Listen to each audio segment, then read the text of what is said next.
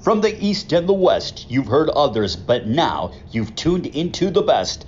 This is a Prime Wave Media production.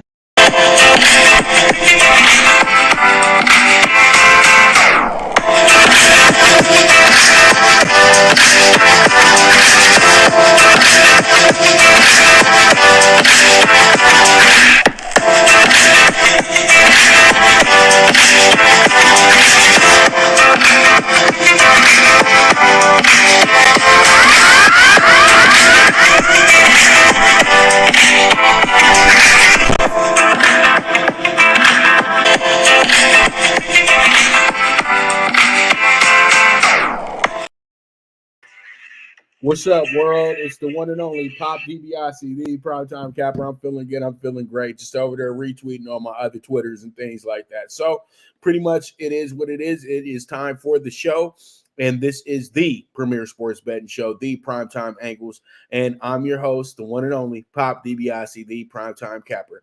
I'm feeling good. I'm feeling great. It is Wednesday, the 11th of October. So let's get into it.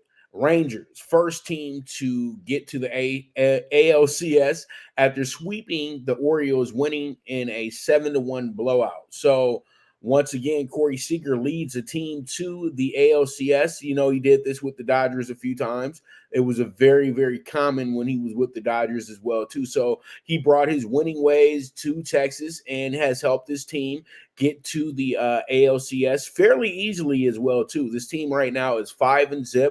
And you know what? The craziest thing about this situation is this team had only one game where they gave up more than one run in this series. And that's just absolutely amazing, in my opinion. You know, you have a team that, you know, really played well most of the year. And then the last 2 months of the season, they kind of ran into a bump in the road, but they were holding off two different teams. And at one point, they were holding off three teams. So the Texas Rangers might have the best story going into the next round, because this team really was supposed to win the West, and they wound up just having a bad little break there. And then what happened was you had Seattle jump in the first for a bit. Houston jumped in the first. And then when we got to the final weekend, the Rangers were actually the first place team and really were the first team to actually clinch for the playoffs as well, too, in the West. So that is significant. And this team was able to take that momentum into the next series against the very, you know, at this point in time, they were a team that was pretty much out of their element by the point that by the time you got to them, that was the Rays. And then you get the upstart Orioles. Orioles were a team, I said all year long, they're a year too early. They're 2 years too early. I had them as a dark horse team to be one of these wild card teams this year.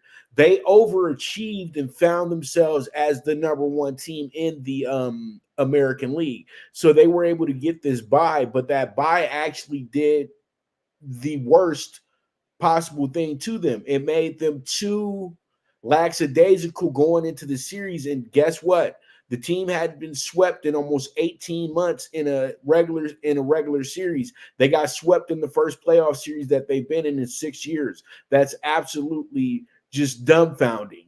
You know what I mean? And I just truly do feel that what happens here is that we have a team in the Orioles that have something good here. They have something great here, but they're going to have to figure out how to win in October. You know, and I know it's early, but this team is going to be around for a while. And it does not matter that, you know, you're young and you haven't been to the playoffs and you had a few days off and the Rangers were hot. They were expected to be good in the series. It didn't matter the result of the series. They were supposed to be good in the series, and the Orioles were never good in the series. They were absolutely awful. Let's keep it real. And it goes back to them not having an ace pitcher, them not having a real good top three in that pitching rotation. They were a team that had such great chemistry and they had really good hitters that they were able to mask that for long. And it did not work out in the time where it can get exposed, and that's in October. And this is exactly what happened to the Orioles. The Orioles should be proud of the results that they had this season, but this isn't the first time they won 100 games in a season, okay? And this is a team that had a tradition of being one of the more dominant teams in the MLB for a decade straight. So the Orioles have returned back to relevancy, and they'll get the pass this year. But next year, if they come out and they do the same thing, and then this happens again, then we know that this team is just not one of those teams that can go to the next level. I know it's early in the process, but if it just really feels like they missed a golden opportunity to really have an amazing season, because you don't know if this team is going to be that good next season, because you got the Red Sox, the Yankees coming back, and you got the Blue Jays coming back. You got the Rays coming back. Once again, the East will be the toughest division in all of baseball, even though they had one of the worst playoffs that a baseball division could ever have. The division went 0-7. That's absolutely awful. They had 3 teams in there and wind up going 0-7. That's just unbelievable in a sense. You know what I mean? So pretty much with that, we're going to go ahead and move forward to our next topic in hand, and that's going to be this. That's going to be the ALDS Game 2. Game 3, Game 4. Sorry about that, but this is going to be the ALDS Game 4. Astros 2-1, Twins 1-2. So the Astros have the opportunity to go ahead and close this series out today. And the Astros played well yesterday. They went ahead and won that game 9-1.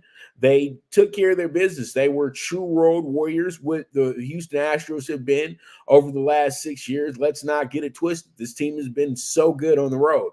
This is the one team that, they spotted the Phillies 2 games, wound up winning 3 games in Philadelphia. Did the same exact thing when they played DC, but wound up losing the series. And I think they did the same thing. No, actually, they got cooked by the Braves. Let me take that back. The Braves absolutely wrecked the Astros in that series. Let's not get into that. But all in all, though, the Twins were really bad yesterday. Today is the season, and the season comes down to this. They have a great chance to win this game. They have the home field advantage. They have possibly the better pitcher on the mound today, and Ryan as well too, even though we know that the Astros hitting was so good yesterday, it will probably translate into today's game and be a big factor in the outcome of the game if it's still significant like it was yesterday. The Twins have to get on base. They have to get runs. They have to do all the things that you're supposed to do to win a baseball game. They can't just rely on their pitcher to go out there and pitch the greatest game ever. They have to get some runs to get your pitcher some confidence to know that he has some backup here and he has a little bit of pressure lifted. You have to understand, runs lift pressure off of pitchers. I pitched myself, and the best thing about pitching was this. If we got the first at bat, we sat up there and got 3 runs to start off the game, I'm very confident when I get on the mound.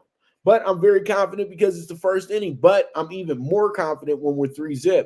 And I know that I'm protecting a lead now. But I know if I go up and I walk the first guy, it's not that big of a deal because I have some insurance behind me as well too. But I can't mess around. That's the whole thing. But when you have superior pitchers, when you give them run support, that gives them the idea that you got my back, I got your back.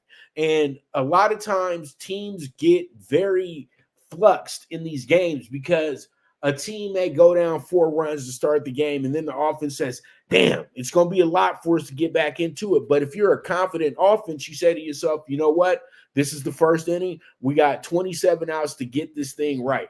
So let's try to get this thing right.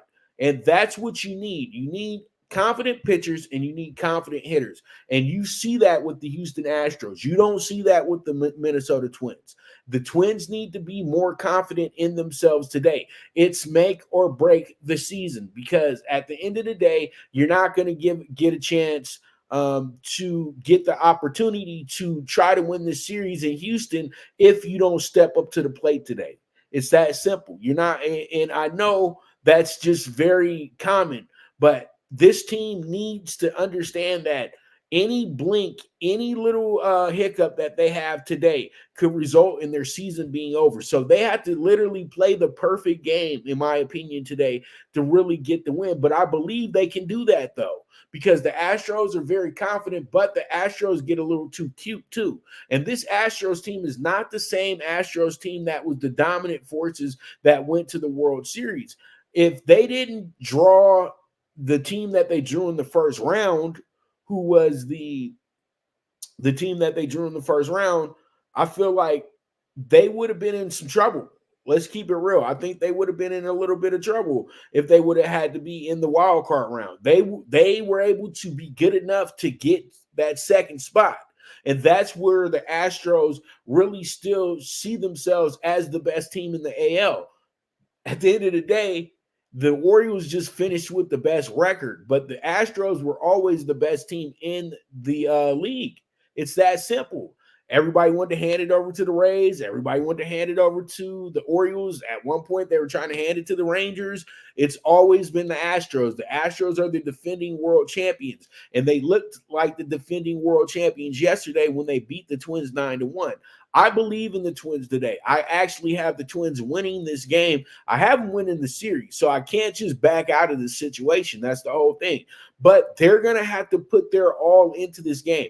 It can't be 100%. It has to be 120% going into this game. I'm telling you, this is going to be their toughest game of the season, but they can prevail. It's up to them to do it, though. Let's see how it goes. Let's see how it shakes out. We move forward from there. All right, so let's go ahead and jump into our next game, which is going to be the National League Divisional Series, Game 3 between the Braves and the Phillies. This is a even series after what the Braves did on Monday night when they went ahead and had a miraculous comeback. They were down 4-1, wound up winning the game 5-4. Also had a great play to finish up that game with a great outlet throw that caught Bryce Harper at first while he was trying to, he got caught on a hit and run. Usually you don't get the guy, but they got Bryce Harper because Bryce Harper was moving. He was trying to get that run to get that game tied, and that just goes to show you how the effort that Bryce has is very unmatched in the league. This is why the guy gets the big dollars. It's not just about hitting home runs and hitting the ball really hard. It's about the effort that he puts into the game of baseball. And I know that's going to be motivation for the Philadelphia lineup going into today's game. And it's going to be motivation for the Philadelphia crowd because Philly is very confident in winning this series, okay?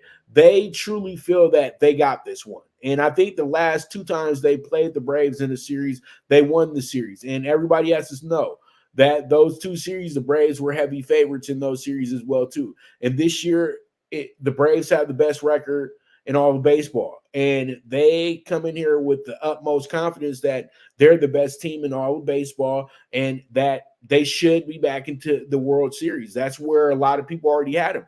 People really felt that the National League was just going to be a Dodgers-Braves, summit, and they meet up in the championship series. But it didn't work out like that. The Braves got popped right upside their head.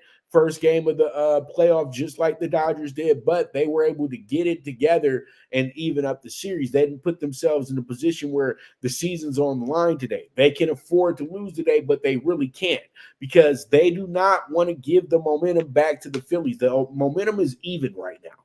And so once you get into hostile territory, you have to go ahead and take their food. That's exactly what you got to do. You got to be the villain here. There is no good guy stuff coming from the Braves here. They have to come in here and be the worst nightmare for Philadelphia and their fans in Game 3. They're going to really have to be dominant in this game. But when you look at the advantages, Philly has the advantage in the pitching game today because Noya has been here. Noya has had big moments here, and he's a guy that you can really trust to be a superb pitcher today. Now, Elder is a guy that's still new to this in a sense. He's a good pitcher, great pitcher. He's had a good season, but this could be a bit too much pressure for him. But I truly do feel that the way that the Braves finished that game, they're going to take that momentum into today's game. The Braves have the best lineup out of anybody left in the playoffs. We know that. So they have the type of lineup that can easily score 10 runs, but they do have the type of lineup that can get shut out today as well, too, by being over aggressive. So what they have to do is be patient. And when the Braves are patient, they're the most dangerous team that this decade has seen, in a sense. You got Ronald Acuna, who's just an absolute gem. You have Ozzie Albies, who's just another gem. And then you have Austin Riley, who's just, oh my goodness, he would be an impact player anywhere in the MLB right now. So there's a lot of things that you look at the Braves and say, there's a lot of things going in their favor today. But then there's a lot of things you look at with the Phillies and say that they have the chance to seize momentum here and actually end this series by tomorrow, if they go ahead and get that same energy that they had in the wild card round and that they had in the ALCS last year and in the ALDS last year as well, too. So this team at home, they've been too good. They've been way too good at home. And in the National League portion of the playoffs, they've been just the right stuff. You know, this team, I think right now is 8-0 since, the last 2 years against the National League in the playoffs. So this is a very, very big game today. It's probably the biggest game out the three, because we know that the other two are elimination games, but this one right here, we know that we have a game 4 coming for sure. And we have a possible game 5 coming. So we'll see how it goes. We'll see how it shakes out. Braves, Phillies. I like the Braves to win this game today. Take back the momentum for the moment, because I truly do feel like this series is going to go 5, and it's going to come down to who wants it the most when we get back to Atlanta. So it is what it is, and we move forward. Let's go ahead and get into our final topic. You know what the final topic is. It's Blue Crew Daily. Game 3 at DBacks. The season is on the line. How should the Dodgers respond? Well, it's easy. If you don't win, the season's over, okay?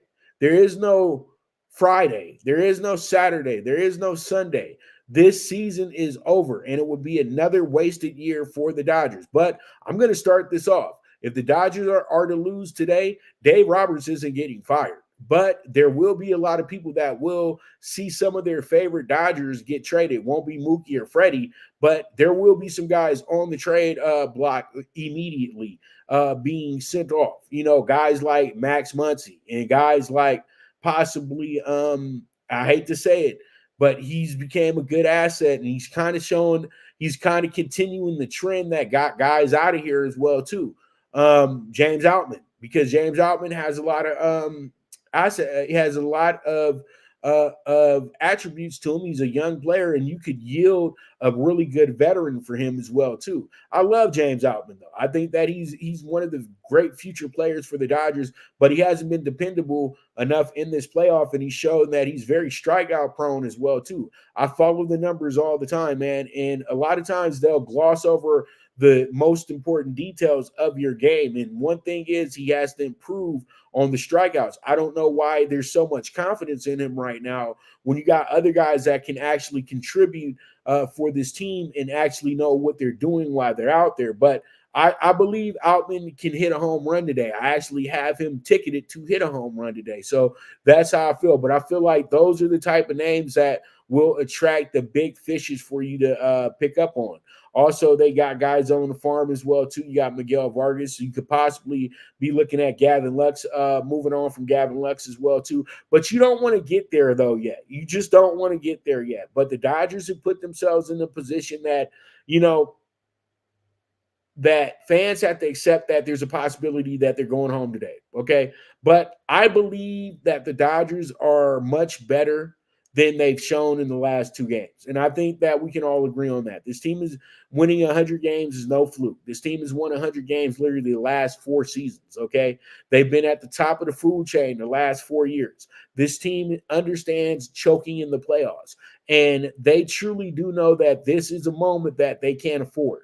And the Arizona Diamondbacks are a team that's happy to be here. And they know that they are playing with house money right now as well too. And it's up to the Dodgers to fix their mistakes. If the Dodgers today can get themselves on the board early, they just need to see themselves up early, they'll be good. They just have to see themselves up early. The Dodgers get up 2-0 in the once we go to the bottom of the first, they'll be confident. They'll know exactly where they want to go, what they want to do. I felt like they had way too many jitters at Dodger Stadium. I felt like you got so excited that you had the Diamondbacks of all teams because you know how to beat the Diamondbacks. You've been beating up on them for the last 10 years. And, all this stuff about Kelly and Gallen. Kelly and Gallen, their worst outings have been against the Dodgers. So literally the Dodgers have the checkmate here. It's just up to them to go ahead and play chess.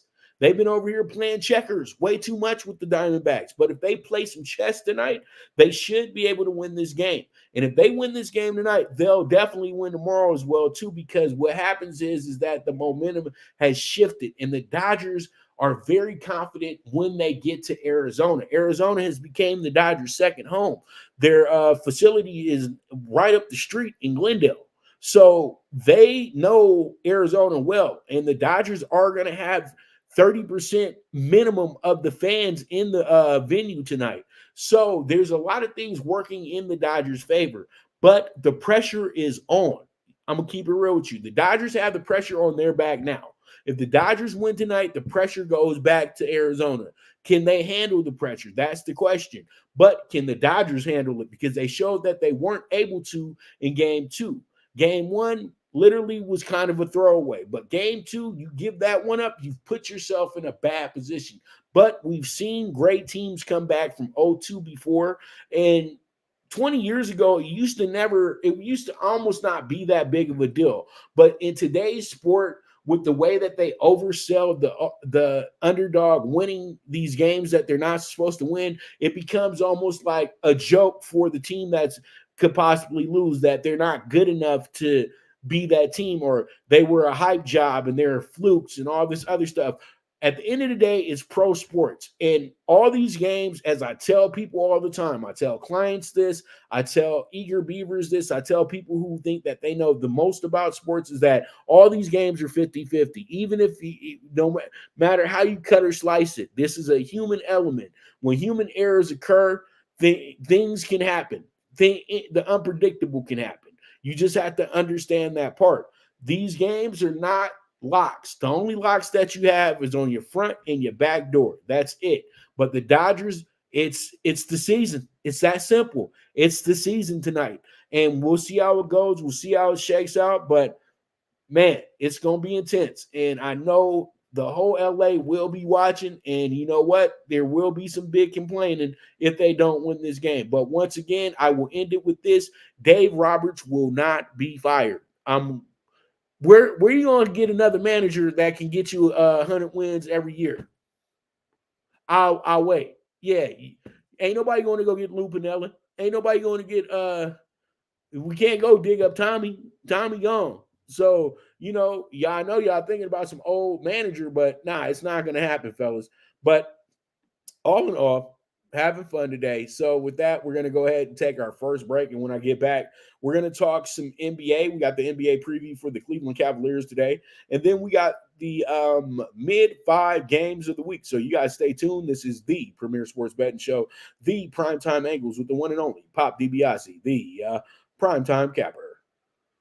Good News Only Racing Club, led by the legendary Doug O'Neill, the trainer of 2 Kentucky Derby winners, and I'll have another, and Nyquist. Also trained 2-time Breeders' Cup champ Golden Sense, who are just a part of a long list of thoroughbred champions trained by Doug O'Neill. The Good News Only Racing Club has a young core of horses to look out for in Dennis's Celery, Irish Heatwave, and Notre Dame, just to name a few. Win the day every day with the Good News Only Racing Club, a proud sponsor of the NFL Bet Exchange. From the East and the West, you've heard others, but now you've tuned into the best. This is a Prime Wave Media production.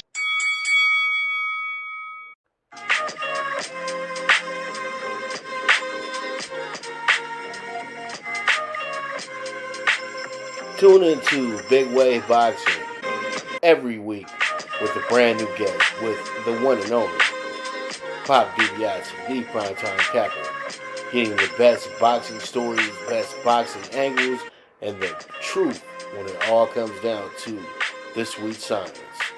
Tune in to Big Wave Boxing on the Prime Wave Media channel on YouTube.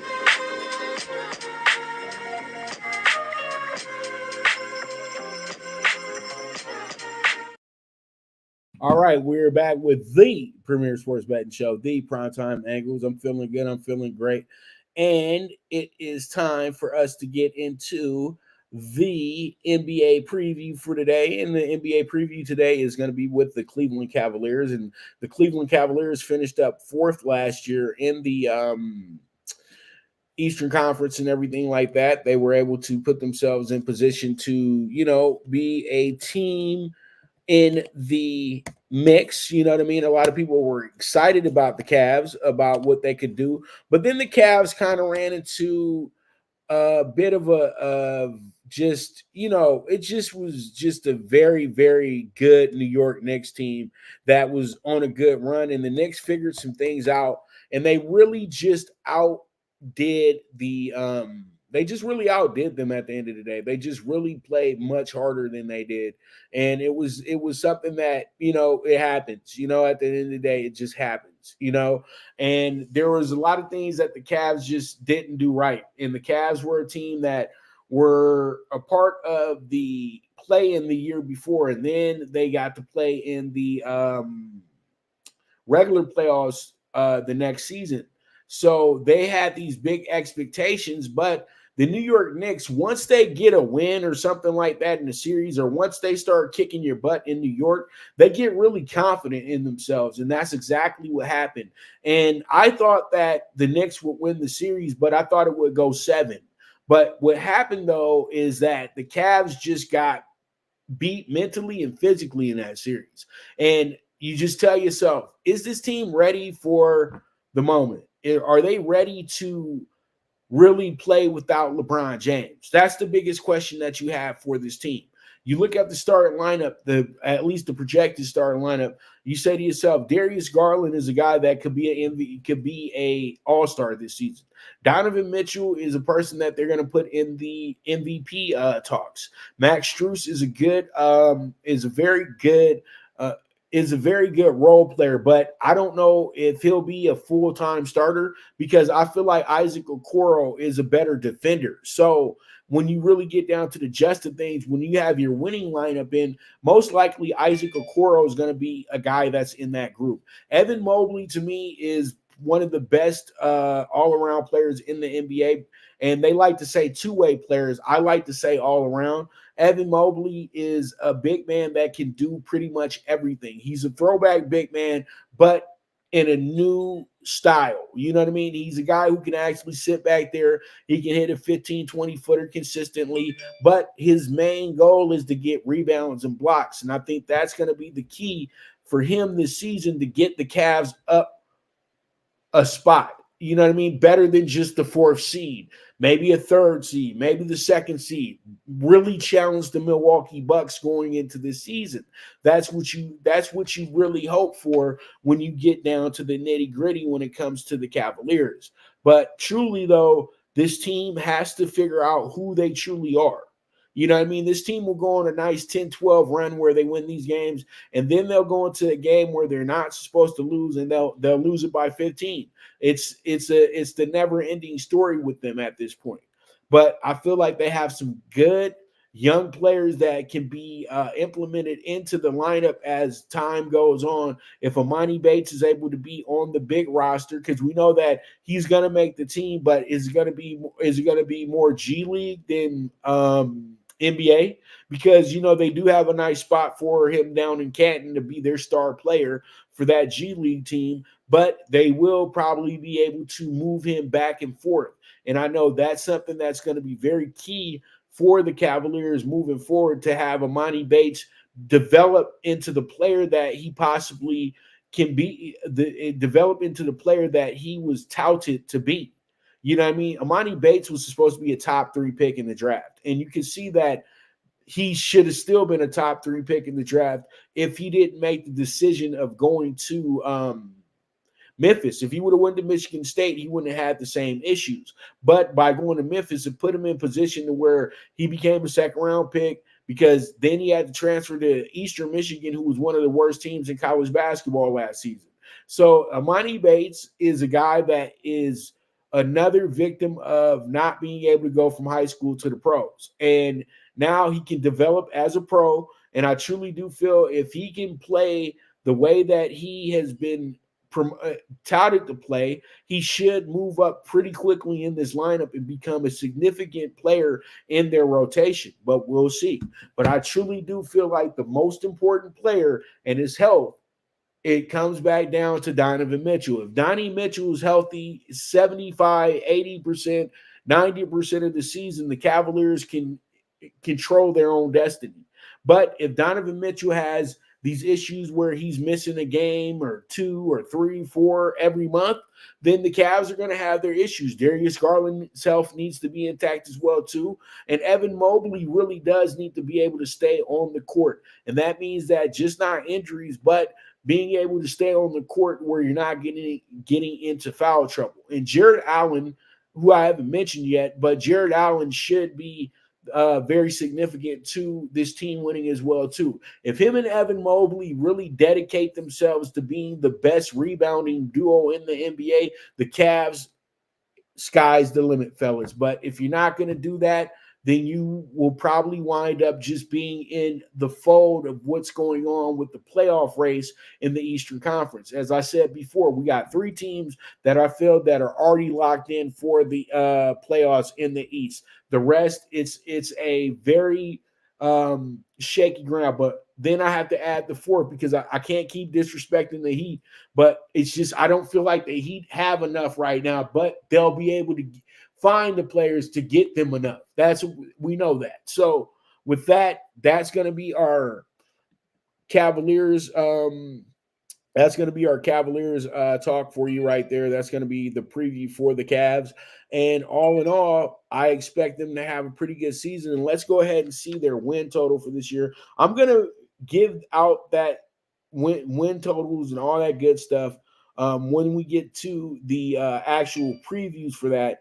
That's why I haven't been doing that too much. I just want to make sure, but that you guys know that. But I am going to have a day where I do have their over and under wins and losses. I was going to do it. I already put up the first one, which was Atlanta, and I do have Atlanta going over. But when it comes down to these guys right here to the Cavs, I'm getting it now.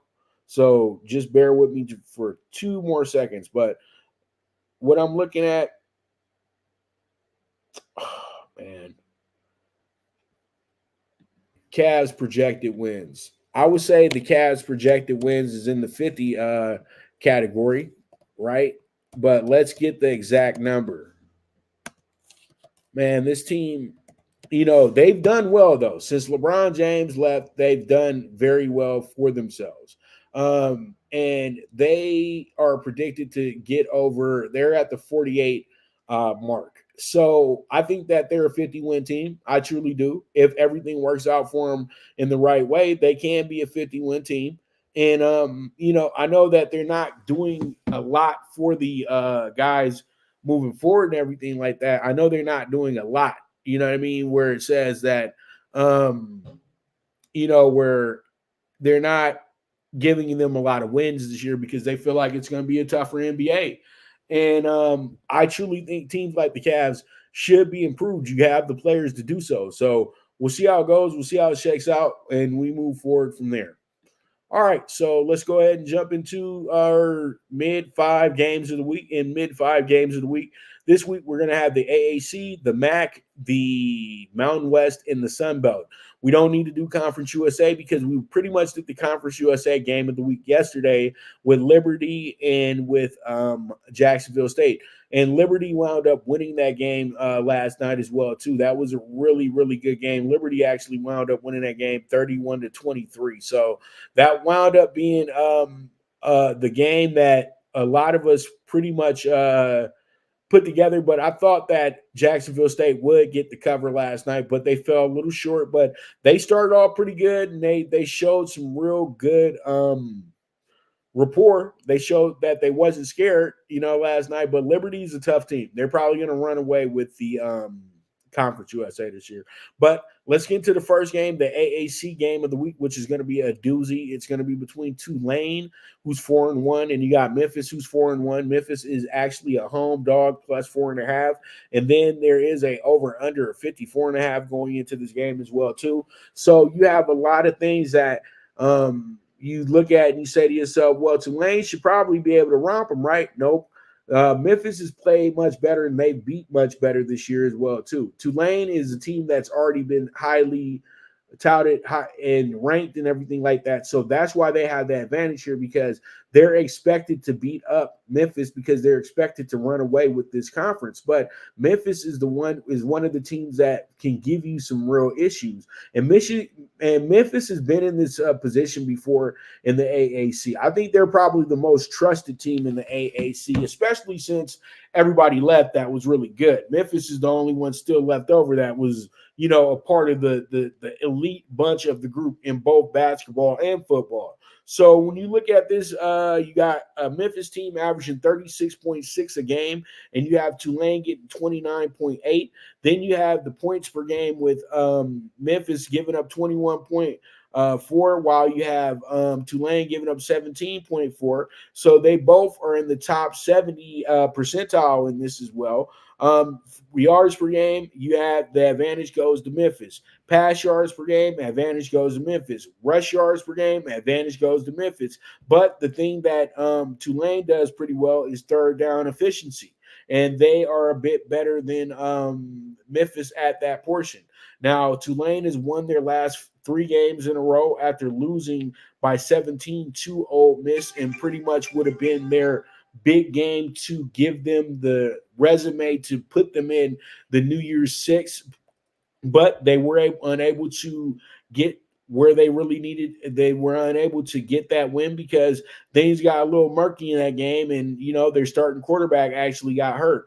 But when I look at this one and I really break it on down, I see Memphis being a big factor in this spot, and I feel like you got to take Memphis on the spread, and you can take them on the money line, but I really like Memphis a whole lot more with the spread. But I do have them as on the money line with our bets list this week, and I do like them with the plus 106.5. But I still think that the plus 4.5 is just as strong as a bet as the money line as well too. So play the 2 for 1, and hopefully you get the cash and you get the reward. The cash is the spread. The reward is the money line. Let's see how it goes. Let's see how it shakes out. We will move forward from there. All right, we get into our next game, which is going to be in the Miggity Mac Daddy Make Ya Jump, and that's going to be the MAC game of the week. It's going to be Ohio 5-1 at Northern Illinois, who's 2-4, and this is going to be a game where you have the home dog being a plus 6.5, and then you also have the over under being 44.5. You have this Ohio team that is looking to repeat as the MAC champions this year. They got a good win over Illinois this year as well too. Northern Illinois has been they didn't have much expectations, but they playing a little bit better than the expectations that were given to them, and that's usually what you get out of the Northern Illinois Huskies. Pretty much I feel like they always put the MAC right where they needed to be when they had Garrett Wolf there, and it was a big deal with him crushing teams and doing what he did, and they tried to get him in the NFL. He played for the Bears for a bit as well too, but I totally remember that kid. And Rourke has been really good. Curtis Rourke is picked up where he left off last season. He absolutely crushed it last week against Kent in a spot that he was supposed to crush it in. He's been really good the last 2 weeks as well too. He's thrown for 496 yards, 6 touchdowns, only been sacked once, no interceptions, and his QBR is just off the hook. And he's actually completed 34 of 48 passes as well too. So he's been balling. The best player in the MAC right now. Well, at least at the quarterback position, in my opinion. And when you look at what he brings to the table, this team absolutely dominates with him there. Yes, he missed a game this year because he did get hurt, but when he got back, man, they haven't missed a beat. And they barely lost the first game of the season because literally it was because he got hurt. And if he didn't get hurt, they would have probably won that game. And that was in San Diego. So we'll see how it goes. We'll see how it shakes out.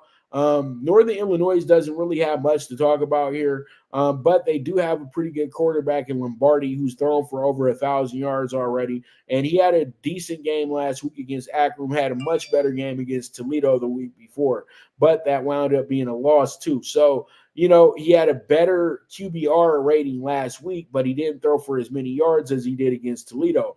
But that just goes to show you that the quarterback's getting comfortable with what he's doing. But at the same time, too, it's going to be just a tough game. I think that if they're able to keep Ontario Brown in check, who's the game breaker on this team, they should be good. Ontario Brown's coming in here 616 yards on 93 carries. He's averaging 102.7 yards per game on 6.6 average per carry, and then he has 5 touchdowns as well, and he scored an 80-yard scamper as well too. So you have to watch out for this guy. It's going to be a good game for however long it's going to be a good game, because I truly do feel Ohio is going to have their way, win this game by 10 or better. I have them with the -6.5. Let's see how it goes. Let's see how it shakes out. We move forward from there. All right, so let's go ahead and get into our next game, which is going to be the Mountain West game of the week, and that's going to be probably one of the best games of the week out of all the conferences, and that's going to be Wyoming and Air Force. Wyoming's coming in here 5-1, Air Force 5-0. Air Force is a 10.5 point favorite, and there's an over/under of 42.5. And everybody says if it's such a good game, such a close game, then why would Air Force be this big of a favorite? Well, because Wyoming's really not supposed to be this good this season. But after having such a great comeback win against Texas Tech to start the season off, they've been really lights out, and they lost their one game to Texas, and Texas was a top 5 team at the time as well too, and they gave Texas all they could for 3 quarters. So this Wyoming team is a little bit different from even how I felt coming into the preseason rankings and the preseason previews that I had and everything like that. They're playing much above their pay grade at this moment. Air Force is playing right into what we expected them to be, a really good team that has a very disciplined offense that figures out ways to really annihilate teams on both ends of the ball. And Air Force has really not missed a beat in the last few years. This team is very ball dominant, and they've been able to really dominate teams. And this is the type of game that really speaks to them because, they run the clock, they execute well-timed plays, and this is all a disaster for Wyoming for me on the road. Now, if they were at home in front of their crowd at Laramie, it would be a different story. But this game is going to be at Colorado Springs in Colorado. It's going to be an Air Force home game. Air Force is going to be lit up. They're going to be very excited about this because this is the best team that they've had probably since Jim McMahon was there. Well, I'm sorry, Jim McMahon didn't play there. He played for BYU. But Air Force, I'm trying to remember who played for Air Force. That was a big deal. Well, it don't matter. This is the best that Air Force has been since the 80s because they had their offense introduced in the 80s to the rest of the nation and everything like that, and it's been something that's been significant ever since. And this is the one team that literally, if you come coach them, you have to run this offense. So pretty much they got the right players, they got the right mentality, they got the right attitude, and this looks like a game that they win by 2 touchdowns, to keep it honest with you. I know the records say that it should be a close game, and I want it to be. I love these games to be close, and they should be close for the theater of the TV, but this one just doesn't have close game, in my opinion, on it. That's just how I'm feeling. But you know what? The plus 10.5 is still a very strong bet.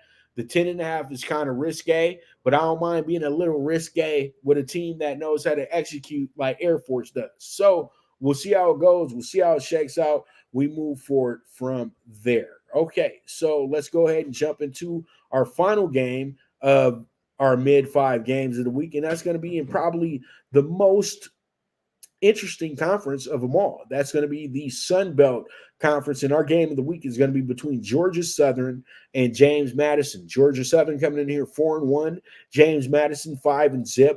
And they've been playing lights out football since they got to the conference. And Georgia Southern is actually playing well above their pay grade as well, too. You know what I mean? This team did not have big expectations coming into the season. They were seen as a team that would possibly finish at the bottom of the conference, but they didn't get the memo. And you can never sleep on Georgia Southern or Georgia State, because Georgia Southern and Georgia State seem to always get that SEC talent that grew up in Atlanta. You know what I mean? Those guys that just didn't, pan out at Georgia or Alabama. They 4-string over there. They wind up going to Georgia Southern, Georgia State, because they have connections to that school. And that's why Georgia Southern's still, relevant in the Sun Belt. This is a team that's a very, very intriguing matchup, for the James Madison, And James Madison is just a really, really fun team. The Dukes, it's been years in the making.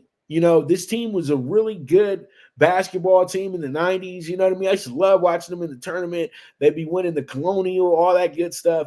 And they moved, and then you saw how good they were in college football as well, too. And always getting a call to play the Virginias and the North Carolinas and all these teams that are in their, local areas. So this James Madison team has prepared themselves for this moment to be a high-end FBS school. You know what I mean? And they are good to go. They are in good shape right now. But this is one of the games that you say to yourself, are they really that good, or is it because they're how their record sets up? Because when you look at some of these games, James Madison has really had to take these games to the final minutes. And you know what? If you're a dominant, good team, you shouldn't be in a game like that every single week. You can be in a game like that,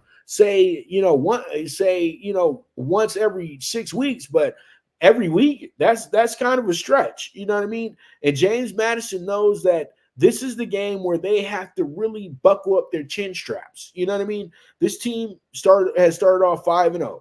They got a good win against Virginia, but they won that game by 1 on the road. Virginia is having a down year. If that's not a Virginia team with a down year, Virginia wins that game. We know that. Troy, they went to Troy. Troy's one of the better teams in the conference. They only beat them by 2. They beat them 16-14. Then they went to Utah State. That game right there was a very, very thorough beat down for a moment there, but they wound up giving up a 21-point lead in that game as well, too. But they showed how good they truly are as well, because they were able to finish that game and win that game in the clutch, but they should have never even had it get like that. That's what the problem was. And then you have South Alabama, who they absolutely dominated, and then South Alabama had a great second half that just wound up being something that was almost garbage points, but they made the game a game. That's the whole thing. The game became a game. They were within 8 with 4 minutes left to go in the game. And the funny thing was, you were up 17 most of the game. So what week is it going to be to where they can't turn it on the way that they want to turn it on, or they can't finish the way they finished? This is a perfect example of that this week. And you know what? I'm really high on James Madison. But this week, I'm going to have to take Georgia Southern with the plus 4.5 here, because that's where they're sitting at right now. Is Georgia Southern's at 4.5, but I like the 5.5 a little bit more. So hopefully they stay with the 5. They keep it at the 5.5, because I think that's the perfect number. But I like the spread on Georgia Southern. Money line, I'll keep it where it's at. If they win the game, good for them. But the spread is the play, because James Madison has proven that they are very into close games. And when I'm looking at their conference games, it tells me that this game is going to wind up being a cover for Georgia Southern, the way that the trend has been going. If the trend continues, Georgia Southern either loses by 3 or they win by 3, one or the other. All right. So with that, we're going to go ahead and take one final commercial break, and when I get back, we're going to get into talking tickets, and I got a bunch of tickets here for you today as well too. We got 3 baseball games, we got the WNBA finals, and we got 2 football games, so college football games too. So you guys stay tuned. This is the premier sports betting show, the Primetime Angles, with the one and only Pop DiBiase, the Primetime Capper. Now you and your friends can compete in the sport of kings and win big with Stable Duel. Get the app, pick your horses, and get in on the thrill of horse racing with daily games competing against other players. Bring home the glory and the cash, and move up the annual leaderboard while you leave your competition in the dust. Get in the game with Stable Duel. Play, race, win.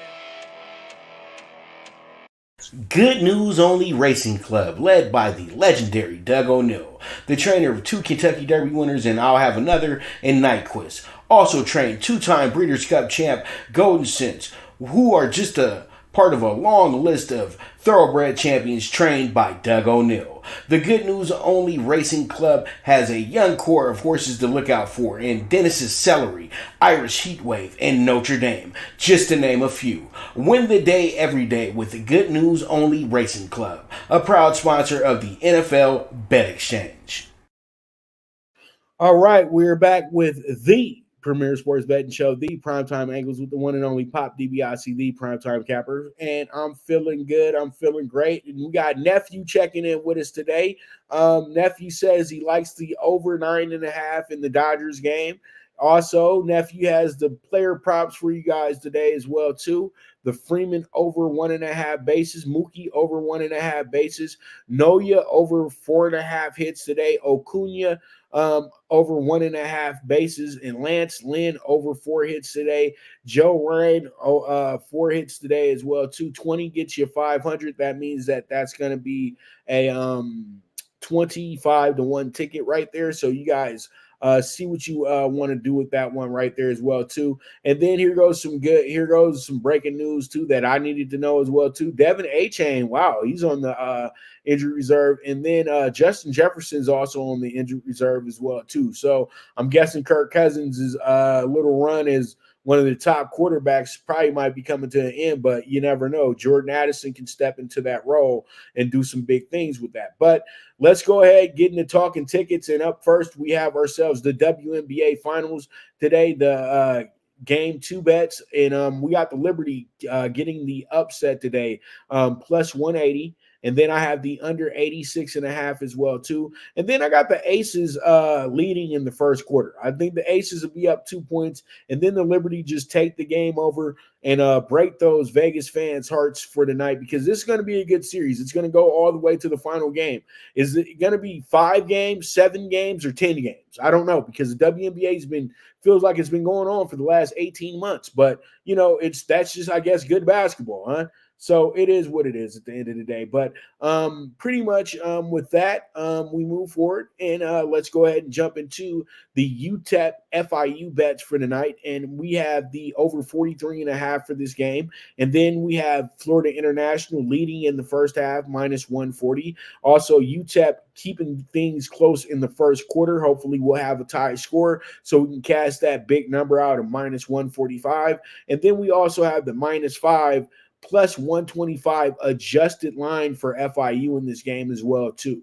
So with that, we move forward. Let's go ahead and jump into our next game, which is the other Conference USA game, and that will wrap up their conference play for this week as well, too. Sam Houston, New Mexico State. You have Sam Houston tonight. I know it seems like, boy, you and that Sam Houston bet.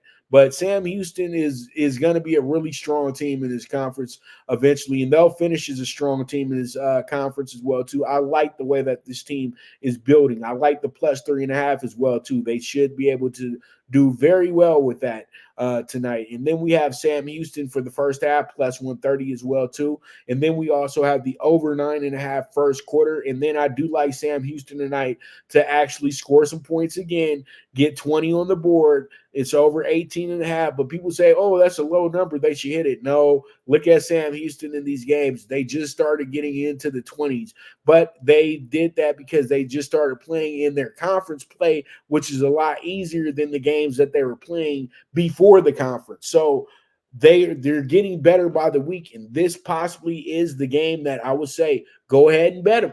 You know what I mean? On the money line. You know what I mean? So we'll see how it goes. We'll see how it shakes out. We move forward to our baseball bets. In our first baseball bet, the Braves-Phillies game 3. We have the Braves plus 105 winning the game straight up. We also have the over minus 115 first 5. And then we have the Braves with the alternate run line winning this game by 2 or more runs. We can get the plus 155 home if the Braves want to act like the Braves today. All right, so we move forward. We got the Astros Twins game 4. I got like the Twins tonight, money line minus 120. We also had the half a run Twins first 5 plus 105. And then I had the Astros having a struggle today, going under 3.5 runs plus 105. And now we get to the finale, the final game of the night in baseball, and that's going to be the Dodgers and the Diamondbacks game 3 bets.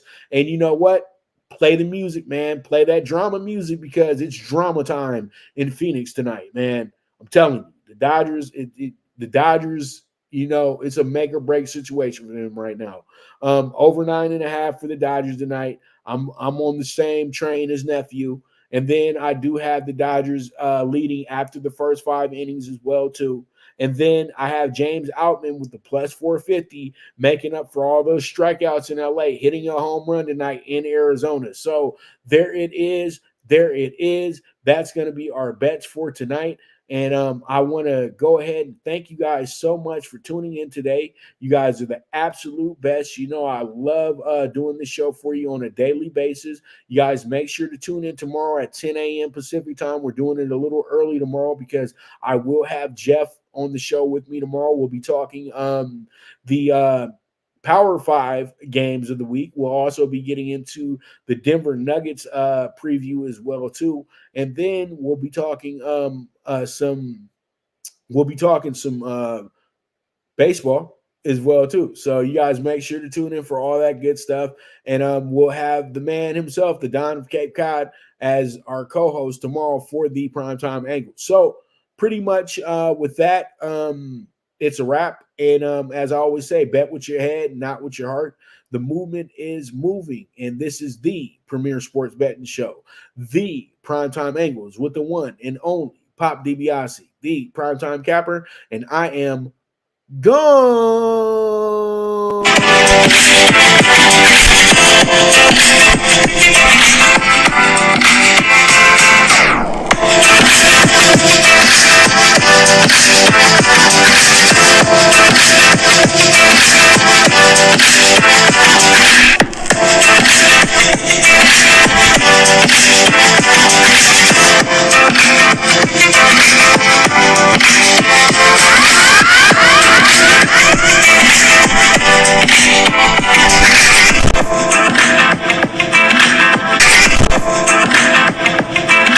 From the East and the West, you've heard others, but now you've tuned into the best. This is a Prime Wave Media production.